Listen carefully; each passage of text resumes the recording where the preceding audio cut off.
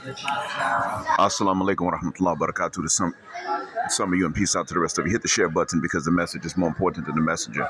I'm in a restaurant and I didn't expect the music to be this loud, but I'm in here by myself. So I figured I'd go ahead and hit you all up and tell y'all what y'all might need to know regarding these anecdotal evidences that a lot of people like to put in our comment sections and in our live chats. Anecdotal evidence does the opposite of what it's intended to do. They intend to present to you the anecdotal evidence to take the wind out of your sails, to yank the carpet out from underneath us, to discourage us from telling them what the work they need to do. I would say that we should turn around and flip that on them every chance we get. My mom was trying to help me find this balance when I was younger, and I didn't know that's what she was trying to do, but she would say, don't be paranoid about them, and then she would say, don't be naive, and she wouldn't say there's a balance in between, and it's a hard one to find because this type of conversation was not known at that time.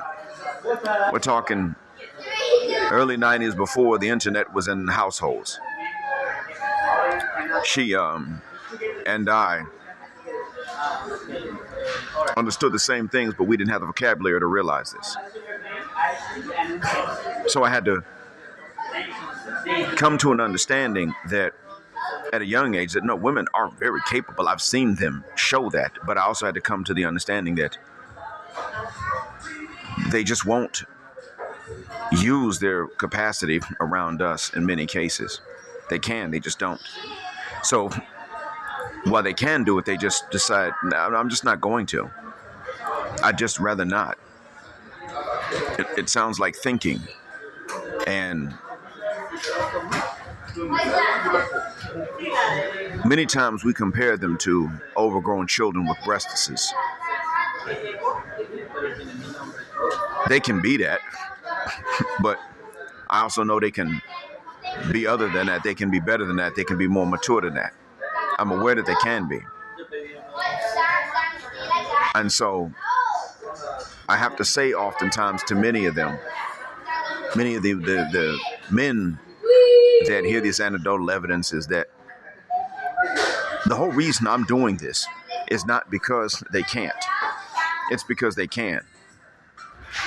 That's why I don't infantilize them. I don't let them act like kids, and I don't tell you to let them act like kids. If you have to be an adult, then be an adult. If you have to be an adult, demand that they be an adult as well. Now, that may mean that you got to get out there and pay bills and she doesn't. That's fine. That does mean that she has to take care of some other things, though. You got to be faithful. She does too, and she has to be attentive. That's what has to happen. They don't seem to care or understand that, and that's when you know you're dealing with someone that's evil.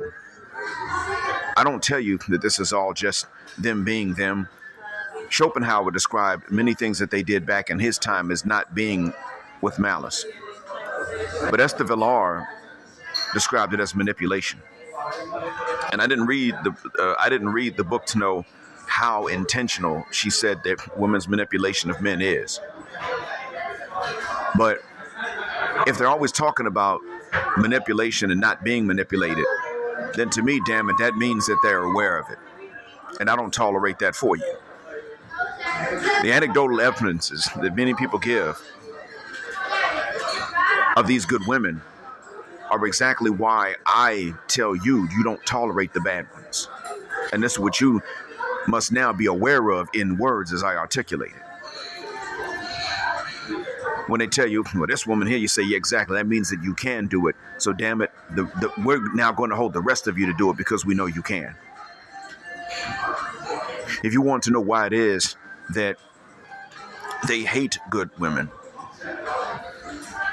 on one hand, these good women that are adults, that are mature,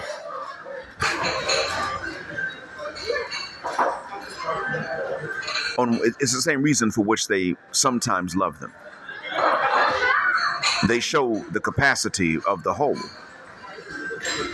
You can't say that they're inferior, that they can't do anything, that they're born this way, and it's just because they're women that they can't do what they demand of us. And even as far as just being an adult and being mature, because, well, see, she over there does it. Okay, fine. Now, by the same token, she over there does it, and that means you must do that too, because we know you can. She showed you can, and you pointed at her to say that that you all can. So now you do it. Grow the uck up. Balance the equation out. And then they hate them. It is not only because they hate us, and they hate that these women are good women towards us, good wives towards us.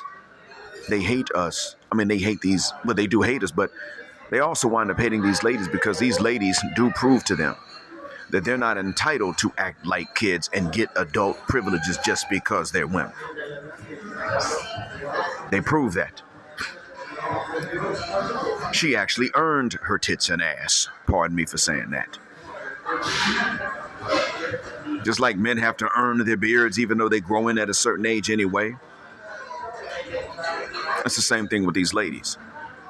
You're dealing with an overgrown child who just grew them because she lived long enough, or you married to an adult woman who earned them? Did she earn the hair down there? Or did she just live long enough?